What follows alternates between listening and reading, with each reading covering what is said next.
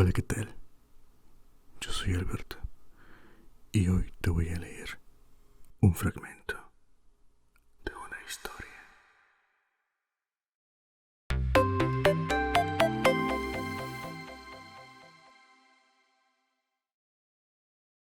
Hoy te presento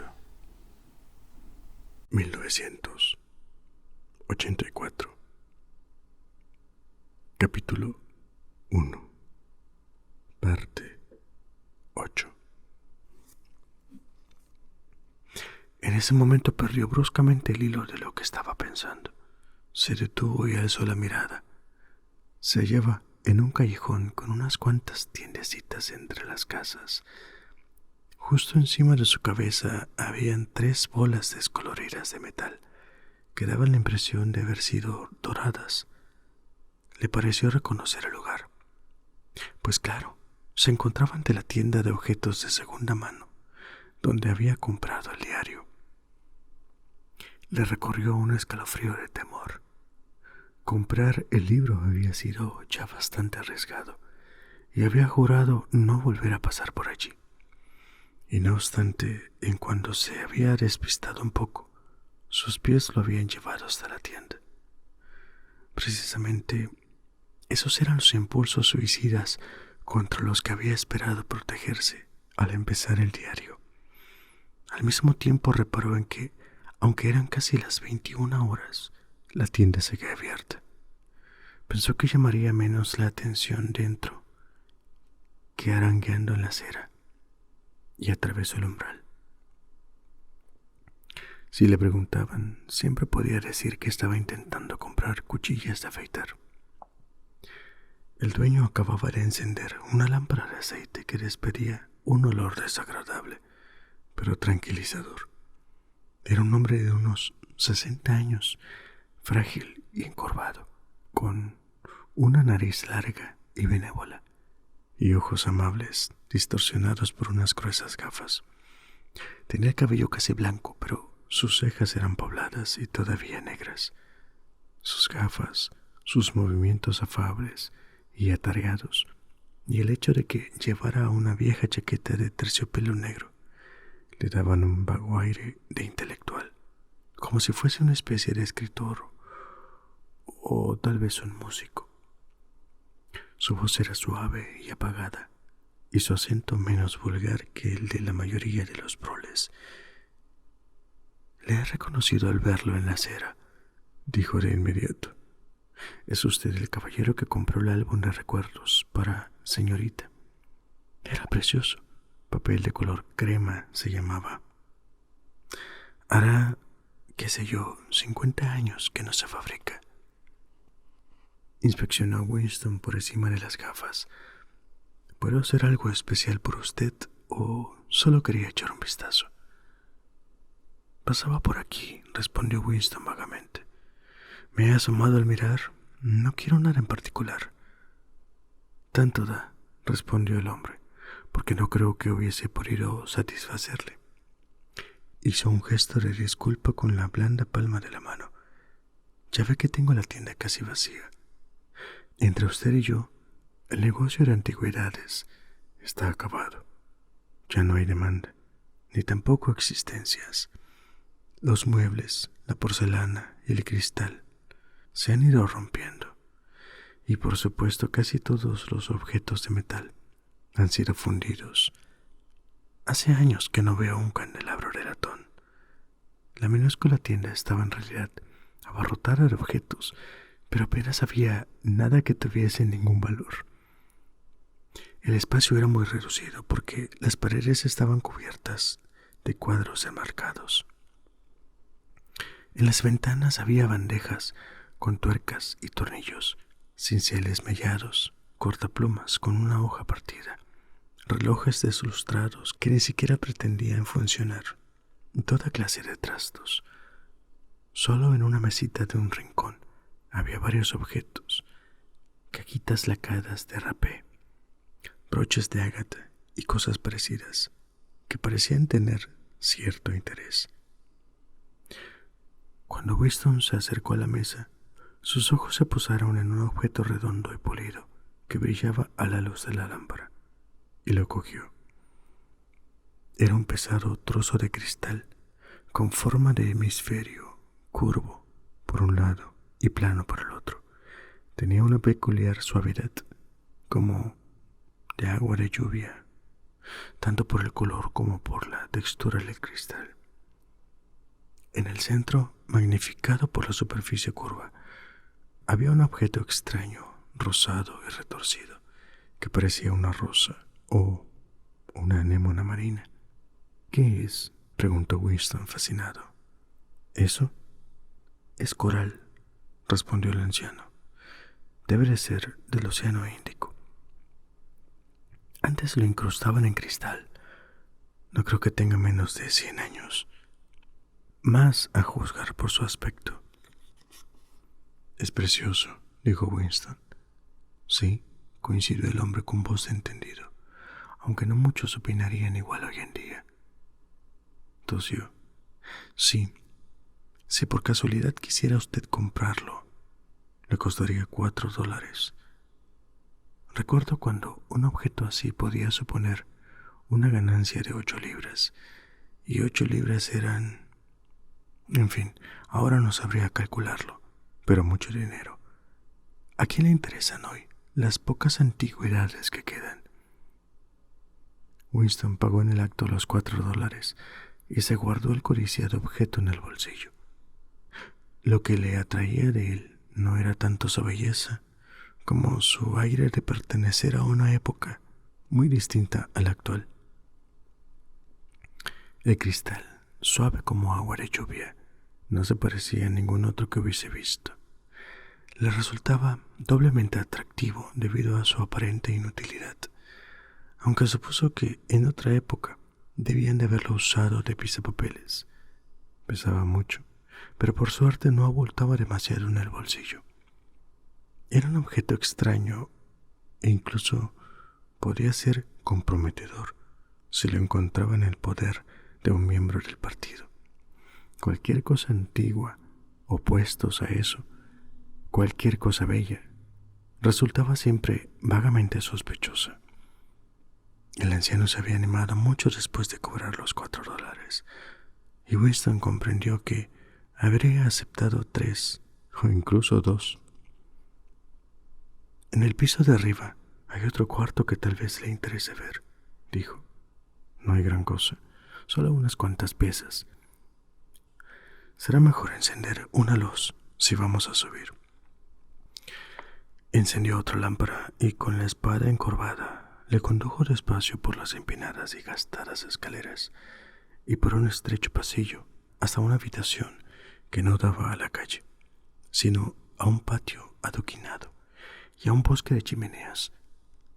Winston reparó en que los muebles estaban colocados como si allí siguiera viviendo alguien.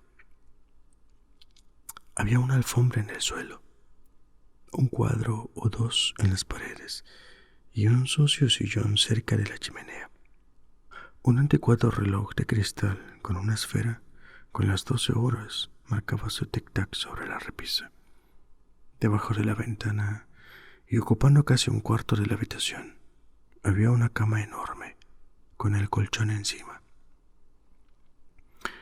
Estuvimos viviendo aquí hasta que murió mi mujer, dijo el anciano en tono de disculpa.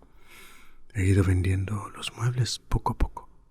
Es una bonita cama de caoba, o al menos lo sería si pudieran eliminar la carcoma, aunque supongo que le parecería a usted un poco voluminosa. Estaba sujetando la lámpara en lo alto para iluminar toda la alcoba, y bajo la luz tenue y cálida, el lugar parecía curiosamente acogedor. A Winston le pasó por la cabeza la idea de que, si se atrevería a correr el riesgo, probablemente fuese bastante fácil alquilar la habitación por unos cuantos $, a la semana. Era una idea descabellada e imposible que valía la pena descartar nada más pensarla, pero aquel cuarto había despertado en él una especie de nostalgia, como un recuerdo ancestral. Le pareció saber exactamente cómo se sentía uno al sentarse en una habitación como esa, en un sillón al lado de la chimenea, con los pies en la rendija y un hervidor de agua sobre las brasas, totalmente a solas, totalmente seguro, sin que nadie te observara, ninguna voz te persiguiera y ningún otro sonido que el silbido del hervor y el amistoso tic-tac del reloj. No hay telepantalla, murmuró, incapaz de contenerse. Ah, dijo el anciano, nunca he tenido una. Son demasiado caras y además nunca he visto la necesidad de tener una. Ahí tiene una mesa de alas abatibles muy bonita. Aunque si quisiera utilizar las alas, tendría que ponerle bisagras nuevas. Había una pequeña librería en el otro rincón, y Winston gravitó de forma natural hacia ella. No había nada que valiera la pena. La búsqueda y destrucción de los libros se había hecho con tanta minuciosidad en los barrios proles como en todas partes.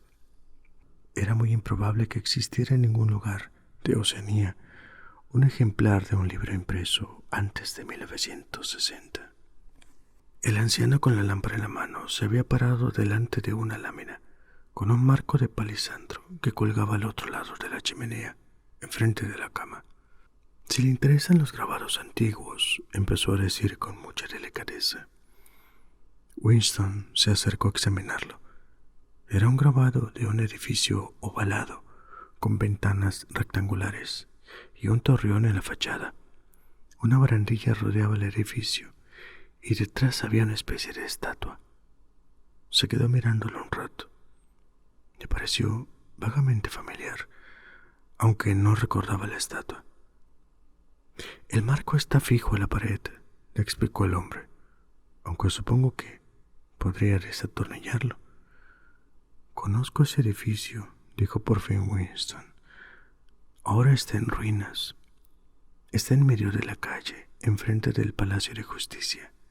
Exacto, enfrente de los tribunales. Lo bombardearon. Oh, hace muchos años. Era una iglesia. Se llamaba San Clemente de los Daneses. Sonrió a modo de disculpa, como si fuese consciente de haber dicho algo ligeramente ridículo, y añadió: naranjas y limones, dicen las campanas de San Clemente. ¿Cómo?, le preguntó Winston. Oh, naranjas y limones, dicen las campanas de San Clemente. Es una cancioncilla de cuando era niño. No recuerdo cómo seguía, pero sí cómo terminaba. Aquí tienes una bujía para alumbrarte y aquí un hacha para cortarle la cabeza. Era una especie de baile. Unos levantaban los brazos y otros pasaban por debajo, y cuando llegaban al de "y aquí un hacha para cortarle la cabeza", los bajaban para cogerte. Eran con nombres de iglesias. Estaban todas, las principales, quiero decir. Winston se preguntó vagamente de qué siglo sería la iglesia. Siempre sería difícil determinar la época en que se había construido un edificio londinense.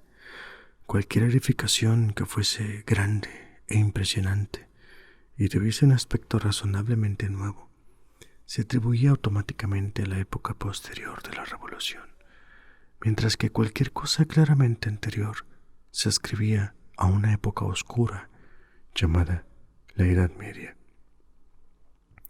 Se decía que los siglos del capitalismo no habían producido nada de interés. Era tan imposible aprender historia a partir de la arquitectura como de los libros. Las estatuas, las inscripciones, las placas conmemorativas, los nombres de las calles, todo lo que pudiera arrojar cualquier luz sobre el pasado, había sido alterado sistemáticamente. No sabía que hubiese sido una iglesia, dijo. En realidad aún quedan muchas, repuso el anciano.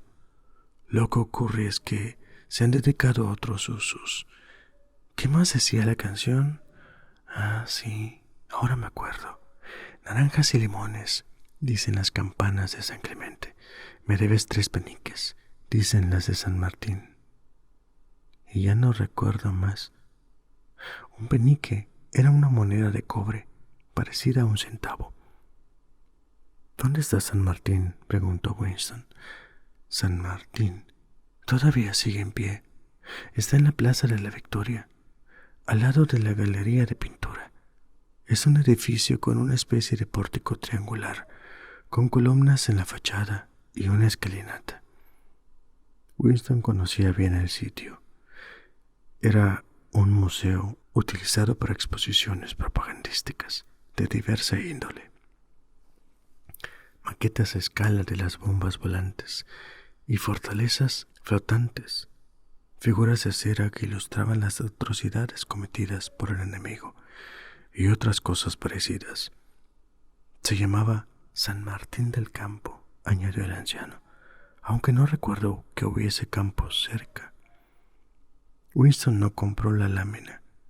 Había sido una posición aún más incongruente que el pisapapeles de cristal, y no habría podido llevarla a casa sin sacarla del marco.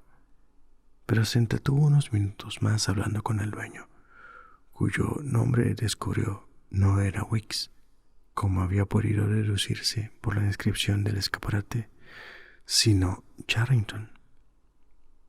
Al parecer, el señor Charrington era un viudo de 63 años y había vivido casi 30 en esa tienda. Todo ese tiempo había tenido la intención de borrar el nombre del escaparate, pero nunca había llegado a hacerlo. Mientras charlaban, la cancioncilla siguió rondándole a Winston por la cabeza. Naranjas y limones, dicen las campanas de San Clemente. Me debes 3 peniques, dicen las de San Martín.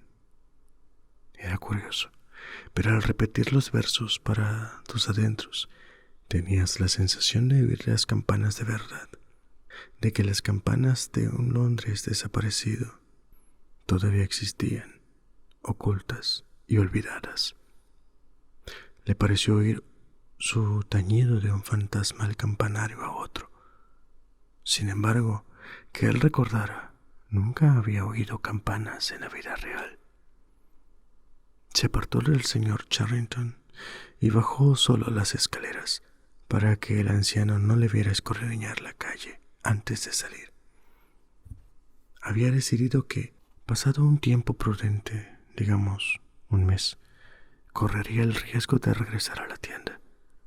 Tal vez no fuese más peligroso que saltarse una tarde en el centro. Lo verdaderamente temerario había sido volver después de comprar el diario, y sin saber si el dueño era de fiar. En fin, sí, volvió a decirse, regresaría. Compraría alguno de esos cachivaches tan bonitos. Compraría el grabado de San Clemente, de los daneses, lo sacaría del marco y se lo llevaría a casa oculto debajo de la chaqueta del mono. Haría que el señor Charrington recordara el resto del poemilla, incluso el descabellado proyecto de alquilar la habitación del piso de arriba volvió a cruzar momentáneamente su imaginación. Durante quizá 5 segundos, la exaltación lo volvió imprudente y salió a la acera sin echar una mirada a través de la ventana. Incluso había empezado a tararear con una música improvisada. Naranjas y limones, dicen las campanas de San Clemente. Me debes 3 peniques, dicen las de... De pronto se le heló el corazón y se le derritieron las tripas. Una figura con un moño azul llegaba por la acera a menos de 10 metros de distancia. Era la chica del departamento de ficción, la joven de cabello moreno. Empezaba a oscurecer, pero no le costó reconocerla. La miró directamente a la cara y luego siguió su camino como si no lo hubiera visto. Durante unos pocos segundos, Winston se quedó paralizado. Luego giró a la derecha y se alejó andando lentamente, sin reparar en que iba en la dirección equivocada. En cualquier caso, ya no había duda de que la joven le estaba espiando. Debía de haberle seguido hasta allí, porque no era creíble que, por pura casualidad, hubiese pasado la misma noche por el mismo callejón oscuro, a varios kilómetros de distancia de cualquiera de los barrios donde vivía la gente del partido. Era demasiada coincidencia. Que fuese de verdad un agente de la policía del pensamiento o solo una espía aficionada, movida por un exceso de celo, apenas tenía importancia. Bastaba con saber que lo estaba vigilando. Lo más probable era que también lo hubiese visto entrar en la taberna. Andar le costaba un gran esfuerzo. El trozo de cristal que llevaba en el bolsillo le golpeaba el muslo a cada paso, y casi estuvo tentado de sacarlo y tirarlo por allí. Lo peor era el dolor de estómago. Pasó un par de minutos convencido de que se moriría si no encontraba pronto unos servicios públicos, pero en un barrio semejante seguro que no habría. Luego se le pasaron los retortijones y quedó solo un dolor sordo. El callejón no tenía salida. Winston se detuvo. Esperó unos segundos preguntándose vagamente qué hacer. Luego dio media vuelta y volvió sobre sus pasos. Entonces se le ocurrió que apenas hacía 3 minutos que la joven se había cruzado con él y que, si se daba prisa, tal vez consiguiera darle alcance. Podía seguirla hasta que pasara por un lugar solitario y partirle el cráneo con un adoquín. También podía usar el pisapapeles que llevaba en el bolsillo. Sin embargo, abandonó la idea casi de inmediato, porque la mera idea de hacer cualquier esfuerzo físico le resultaba insoportable. No podía correr ni asestar un golpe. Además, ella era joven y fuerte y se defendería. También pensó en correr al centro comunitario y quedarse allí hasta la hora de cerrar para tener una especie de coartada. Pero también eso era imposible. Se había apoderado de él una extenuación mortal. Lo único que quería era llegar a casa cuanto antes, sentarse y no hacer nada. Eran más de las 22 horas cuando volvió al apartamento. Las luces se apagarían a las 23:30. Fue a la cocina y se bebió casi una taza de ginebra de la Victoria. Luego fue a la mesa del hueco, se sentó y sacó el diario del cajón. No obstante, no lo abrió enseguida. En la telepantalla, una metálica voz femenina vociferaba una canción patriótica. Winston se quedó contemplando las tapas, imitación de mármol del libro, tratando sin éxito de acallar la voz de su conciencia. Cuando iban a por ti, era siempre de noche. Siempre de noche. Lo mejor era suicidarse antes de que lo detuvieran a uno. Sin duda, había gente que lo hacía. Muchas de las desapariciones eran en realidad suicidios, pero hacía falta valor para matarse, en un mundo en el que resultaba imposible conseguir armas de fuego o cualquier veneno eficaz y mortífero.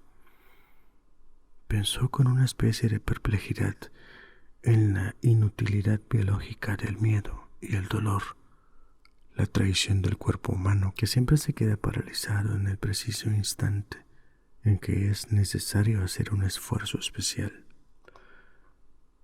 Podría haber silenciado a la joven de cabello moreno si hubiese actuado con rapidez, pero precisamente por lo extremo del peligro había perdido la capacidad de actuar. Se le ocurrió que en los momentos de crisis uno nunca lucha con un enemigo externo, sino contra su propio cuerpo. Incluso entonces, a pesar de la ginebra, el dolor de estómago le impedía pensar de manera coherente. Y lo mismo ocurre, comprendió, en todas las situaciones aparentemente trágicas o heroicas. En el campo de batalla, en la cámara de tortura, en un barco que se hunde. Los motivos por los que uno lucha pasan a segundo plano, porque el cuerpo llena el universo, e incluso cuando no estás paralizado por el miedo o gritando de dolor, la vida es una lucha momentánea contra el hambre, el frío o el sueño, contra un dolor de estómago o de muelas. Abrió el diario. Era importante que escribiera alguna cosa. La mujer de la telepantalla había empezado otra canción.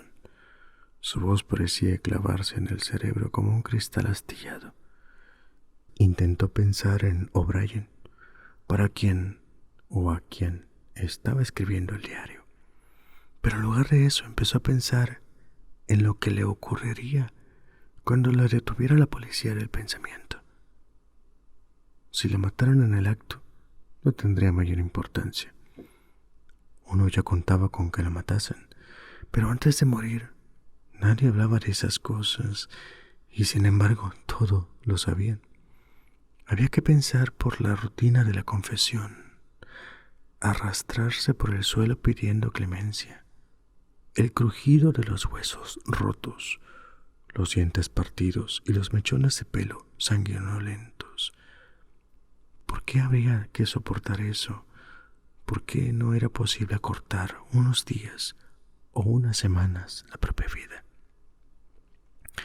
Nadie escapaba sin que lo descubrieran y nadie dejaba de confesar. Una vez sucumbía uno al crimen mental. La muerte era inevitable. ¿Por qué entonces ese horror que no cambiaba nada tenía que seguir esperándola en el futuro? Intentó con un poco más de éxito que antes recordar la cara de O'Brien. Nos encontraremos donde no hay oscuridad, le había dicho. Winston sabía, o creía saber, a qué se refería. El lugar donde no hay oscuridad era el futuro imaginado, que nadie vería, pero en el que, por medio de la adivinación, se podía participar de una manera mística. Sin embargo, con la voz de la telepantalla martillándole los oídos, no pudo seguir el hilo de su propio pensamiento. Se llevó un cigarrillo a los labios. La mitad del tabaco cayó en el acto sobre su lengua, un polvillo amargo que resultaba difícil de escupir. El rostro del hermano mayor volvió a flotar en su imaginación, reemplazándole a O'Brien. Igual que había hecho unos días antes, sacó una moneda del bolsillo y le miró. Su cara lo miró solemne, tranquilo, protector. Pero, ¿qué clase de sonrisa ocultaba detrás de aquel bigote? Con un sordo tañido, Winston recordó las palabras. La guerra es la paz. La libertad es la esclavitud. La ignorancia es la fuerza.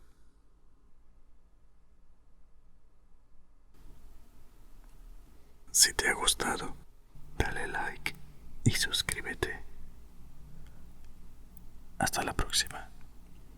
Adiós.